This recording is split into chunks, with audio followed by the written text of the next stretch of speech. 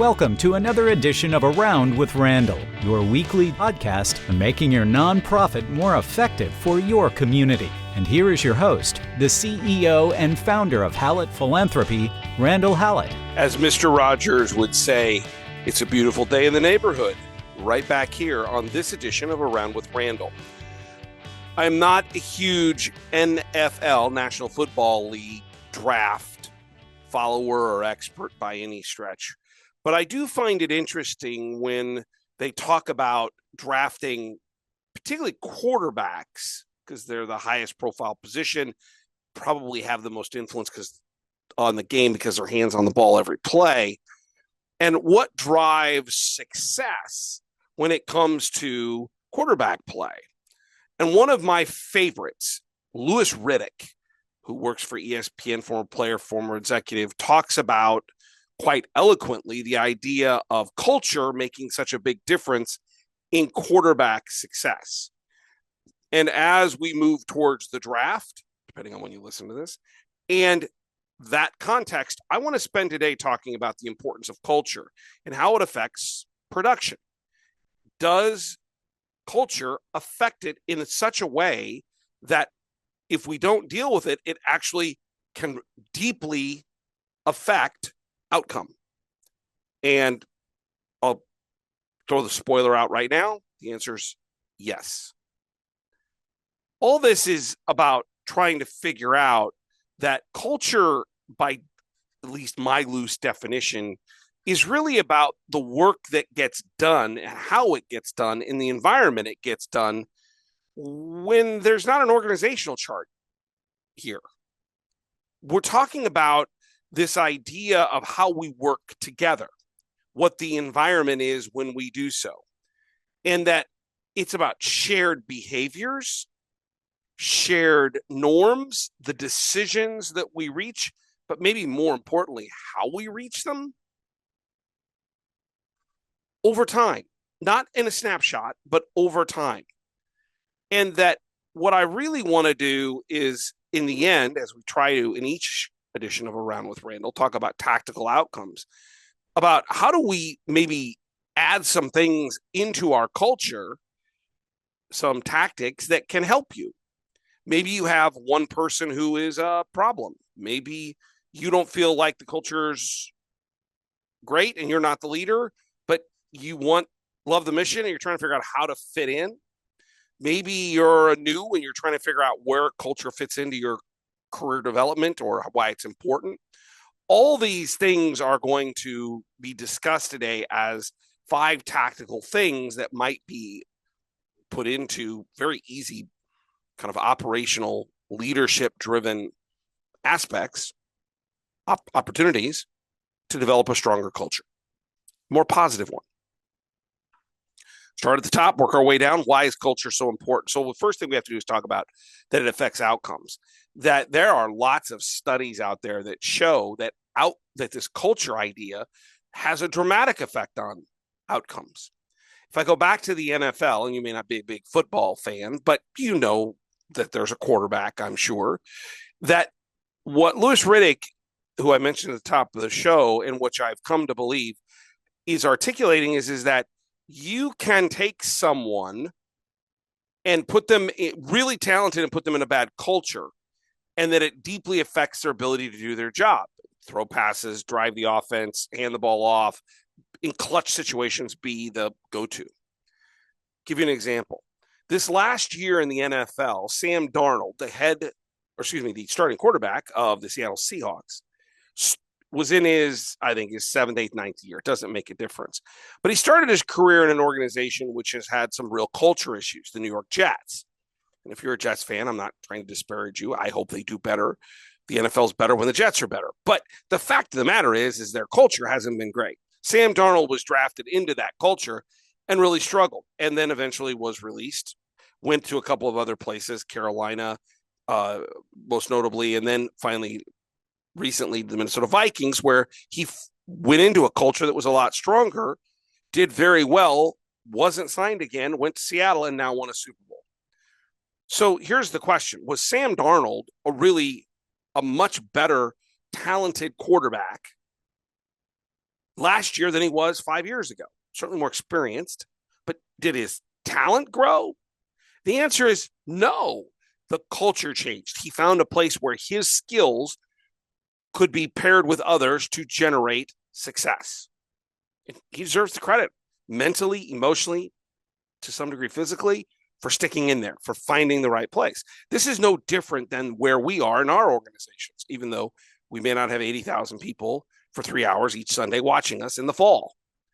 The point is that places like Gallup show and say and study that when teams are invested together, materially engaged, that the results are better. There's higher productivity, there's more profitability, there's lower turnover, there's less absenteeism. People want to come to work. That strategy in PwC in a study found that when you have a majority of the executives, the managers, the employees describing culture as being positive, as being critical in an incredibly positive way, there's greater success. And the Society for Human Resources Management cites major turnover issues directly related to bad culture. We are not immune in the nonprofit world from these outcomes. And so what we've got to do is begin the thought process of culture shaping what we do, the speed at which we do it, how fast we make decisions, the quality that we offer about how conflict is kind of figured out internally, as well as what we do externally with boards and donors, and that we want to retain talent. It's really hard to find good people. And if the culture's bad, they go somewhere else. That's like giving things away for nothing. Think about culture as a risk model.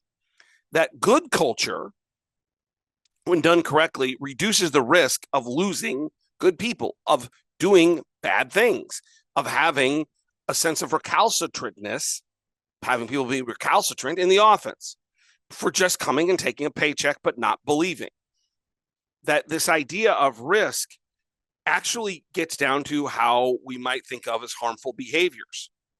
Long before policies ever actually come into the conversation, that there's a natural understanding we do certain things certain ways because that's what our culture demands. And this then brings us to the point of understanding that culture is not what I'll call a vibe. It's a piece of who you are as the organization. When things are really going well, culture isn't as much of a problem. It's when things get off kilter that culture, things like how you hire, how you onboard, what kind of feedback loops you create, how you promote, how you advocate for people, what your meetings are like, how leaders and staff respond under stress. When things aren't going well, those things become really important because they hold the group together. They hold the organization together, the department together, depending on your size. That we know when we look at things like the Harvard Business Review, that culture really becomes a set of observable elements, of observable moments where we can see how things are shaped. It's not a soft concept. Here's what I'd like you to do for 3 seconds of silence. Think about your organization. What 3 things are rewarded, even if no one says them or writes them like an evaluation out loud? What things are in your organization do you look at and go, I'm glad my leaders or staff or fellow colleagues or whomever, institutionally, organizationally, culture-wise, do these things? What do you like? Well, my guess is they're pretty much the norm, whether you're listening in Pullman, Washington, or in Boca Raton, Florida, or anywhere in between on that axis or around the world. The point is that cultures create an environment where we can all really rise to the occasion of what we need to do. I think it's also important to realize that when we have bad cultures, that there's a real cost to this. The kind of a misalignment that we know bad cultures can last, or maybe strenuous cultures or maybe individuals who aren't aligned with the culture. can last for a little while. People are willing to put up with a little bit. But over time, what it does is just erode the team. That net performance drops, that turnover increases, that we begin creating workarounds. I've seen this with a couple of clients recently where culture has allowed one person to do some workarounds in, let's say, IT, database, technology, that kind of stuff, where all of a sudden everybody on the staff's going, I have no idea how to do this anymore, but the one person is now gaining power and control, and the culture says, well, that's okay. It creates a psychological negative and reduces kind of a sense of safety or basic premise of norms that organizations need. And we really need to have leadership look at containment of those kind of activities. So let's start moving toward the tactical. And what are the things that can cause cultures to devolve? Maybe it comes from one person. Maybe it comes from a group of people. Maybe it comes from the leader. In some ways, I look at this like my 9-year-old, who is just the best. My 9-year-old in 3rd grade, and it's not her and it's not her friends. I think it's just being a girl and being 9 years old. I have to defer to my wife on that. That their culture is not all that great at times. I think that's just part of growing up as a girl, being young. If you are one and experienced it, maybe you know better than I. I'm just trying to keep up and stay up. But the point is, I sense some similarities in what I'm going to talk about and what I deal with and hear about at the dinner table every night about what we've called girl drama. That number one is that repeated patterns drive culture. It's not a one-off scenario. If something happens in the moment, people have bad days. And if they apologize and everybody's okay, that's not a culture problem. That's just, there was a moment. They happen. They happen in marriages, they happen in friendships, they happen in all kinds of cultures. But it's when it's repetitive that's a problem. When things are constant, that it breaches values. And there's a difference between breaching a value and having a style differential, i.e., if you want to dress one way and somebody else wants to dress the other way and they don't really conflict with culture, that's just style difference. That's okay. But when it impedes upon the office environment, that becomes a value breach. So disrespect, bullying, dishonesty, undermining teammates, client harm or donor harm, cutting corners, safety and compliance issues, those are value decisions. And that leads to contagion, meaning, well, they got it done. Why can't I get it done? Do you see some similarities between being a 9-year-old girl and all the friends? That, well, that was okay for them. Why? And they were kind of either rewarded or not brought together in a way that would say, don't do this. That it became okay. It became the norm. And then it's accepted. And if it's a negative behavior, that could be a problem. That then people start leaving the group. That retention becomes an issue. That when you have these kind of moments, people have options in jobs. And then it taxes leadership, their time. How much time does it take to fix this? That's why you want to deal with this up front. And finally, if not handled, it affects your brand, your experience, your kind of the risk of what your organization is and does and accomplishes, which leads to trust, which is the thing we value the most with donors in the community. When someone's behavior or a small group of people's behavior forces organizationals to pay kind of what I would call a hidden tax that exceeds measurable output, meaning they become more of a negative than a positive, the math flips. And I don't care if they're the best producer or not. Eventually, as I said, one-offs can be taken care of. But if it comes the constant, eventually it doesn't make a difference. If they're the most valued producer, they're going to destroy the culture and the whole place is going to fall apart. And so we're down to the ultimate tactical. What are the 5 things that you might think about to improve your culture? These are incredibly tactical, meaning things you can do physically to help culture conversations. So you can do this individually. I would prefer as a group. Maybe it can be done anonymously, but things that can be done to bring the office and the culture more aligned together to move forward in a positive way. So the first is to write culture behavior context or contracts or of awareness. Take 2 columns. Specific behaviors that must be stopped, specific behaviors that must start or be elevated. The idea is that you need to look at things like meeting and email tones and handoffs and protocols and interactions and begin to define what's good measurably. So, not just theoretically, in terms of response time, feedback, rework rates, escalations, conflicts, whatever. What do we need to stop as a department and organization? And what do we need to grow? If you do this office-wide, if you're a small nonprofit, maybe pretty easy. If you're a larger nonprofit, maybe it's by department, is what you end up with is putting not people, but the process in front of everybody and saying, this is what we like and this is what we don't like. And hopefully that will allow those that do things that people don't like and that aren't really acceptable to be self-aware that, I do those, and then we can start curtailing them. So it's not accusatory to people, it's about behaviors. You're not saying Bob does this. This is just something we shouldn't do, and it makes people uncomfortable. So the first is kind of a culture contract awareness assessment. Number 2 is then to link that culture to performance compensation and kind of the progression of what you're trying to accomplish. At the end of the day, we're outcome-based, particularly in nonprofits and particularly within nonprofits with gift officers. And that our evaluations should reflect this about outcomes. ROI. We've talked about it a million different times, written about it in my blogs, very, very consistent on this. But if the incentives reward only outcomes, then culture will eventually lose if you have bad behavior. So part of the evaluation process has to be, do people fit into the cultural norms of behaviors? That's why we started with number 1. What do we want to stop? What do we want to start? Have to fit into that.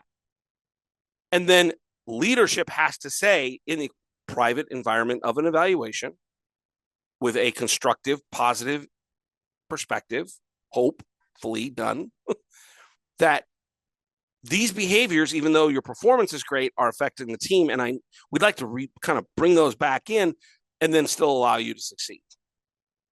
So if you do these 2 things in order, if you find out what's appropriate and not, stop and start, and then focus not just on dollars raised or dollars brought in or outcomes if you're a nonprofit, meals served in a soup kitchen or whatever, and talk about culture as well in the evaluation process, what you end up with is reinforcing these positive and negative things that you want to start or stop.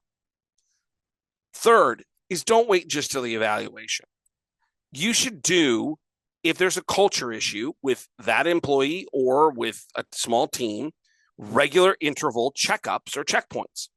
Maybe it's 15 minutes per week or every 2 weeks, where the agenda is about behavior and examples and kind of replacement behaviors. Like, that was bad, we want to try to do this. You want to make sure if it's a small group, you're not embarrassing anybody. Maybe that's more individualized. And a commitment to what we can do to improve. If you just wait every year for the evaluation, either to bring it up because you're a staff member and you're kind of offended by this or that or whatever, or you're the leader, what you end up with is waiting too long. Like, yeah, well, great, it's not the evaluation. You got to create interval timing to have these discussions. And then as a part of that, you need to create, number 4, the feedback loop. Giving people an opportunity to feel as if they have a place to go with these concerns, as long as they're reasonable. I'm not interested in my 9-year-old and my 12-year-old complaining all the time. But if they have a reasonable concern, I want to hear it as a dad. I can adjust. There's nothing that says I shouldn't do better. So it's kind of maybe anonymous, but how do you create feedback loops, a sense of collaboration, a sense of reliability that you care, or that the office cares, or the culture should care, that it's based upon respect. And it's not based upon a single comment. I always find it interesting when you have comment boxes, which I'm not opposed to per se, but one comment drives someone to make an enormous change in the culture. No, we need lots of the similar conversation occurring for us to want to make big changes. And then tie that back to those kind of what I would call behavioral contracts with the evaluation, with the weekly or biweekly or monthly check-ins when we talk about kind of those short cycles that we need to be creating regular communication. The fifth is sometimes really the most difficult because it's about role design and being a trigger for change, which means leaders sometimes have to look at the situation and change the decision process or how things get escalated. I have a client who's got a little issue internally, and very quickly the escalation path had to be elevated because there was some culture issues. You might have to change meeting structures. You might have to change off handoffs. You might have to change how you look at accountability. That the change in context is important because that will support some of the other things that you're trying to do in terms of culture change. The point is that some of this, if we want to get to where we want to go, is non-negotiable. That we need to execute on these examples, 5 things around what's we're going to start, stop, how we're going to look at how evaluations and the work that we do supports that, how we have not just one evaluation, but maybe we need to do more conversations internally as a small group and or as individually about culture and what's appropriate and not, that we create feedback loops so the team has a way of feeling as if you care or the organization believes in this feedback loop. And finally, to really look at what we do and how it has to change regarding decisions, meeting structures, things of that nature. Culture requires clarity. It requires follow through. It requires attentiveness. And it requires it to be a norm, meaning it just doesn't happen once a year. And back to Sam Darnold, because my guess is you have a Sam Darnold in your office that somewhere along the line, things didn't go well in their career. And was it them or was it the culture that they were in? How do you give people the chance to elevate themselves, to reach their potential? I always thought that was my greatest responsibility as a leader. If you want to go in your office to sleep, I can't help you. But I'm going to create or try to create a culture that allows everyone to be as successful as they can be, whatever that might be. And these are just some ways in which we can embrace culture and have the culture rise to meet the needs of the office, the people, the mission, our work. At the end of the day, that will produce a more effective nonprofit. Please don't forget the blogs. I invite you to go take a look at them at hallettphilanthropy.com. You get an RSS feed 2 per week. I'm really surprised how many people read, to be honest. It's kind of, I hope they're helpful, and I'm amazed how far they reach in terms of around the world. And secondly, if you'd like to reach out to me, if you got a subject matter you want to talk, I'm getting more and more of that, podcast at hallettphilanthropy.com. Email me, and I'll be glad to throw in a subject and see what we can do with it, see if we can fix the problem. We live in very interesting times, and they're going to get more interesting. And this is where nonprofits and philanthropy are going to play a critical role. Don't forget, I always talk about philanthropy being between the idea or the work that happens in government, which is not always efficient, and for profit. They don't want to do certain things that are not profitable. At the end of the day, what we do is we serve in that gap. And what you do every day is critically important. Don't forget my favorite saying. Some people some people make things happen. Some people watch things happen. And then there are those who wondered what happened. At the end of the day, if we do this well, you're someone who makes things happen. Your organization is an organization that makes things happen for the people and the things in your community that are purely wondering what happened. And that's a great way to live a life, to live in a community that believes in that the culture is that, to make everybody's life just a little bit better. I'll look forward to seeing you the next time right back here on the next edition of Around with Randall. Don't forget, make it a great day.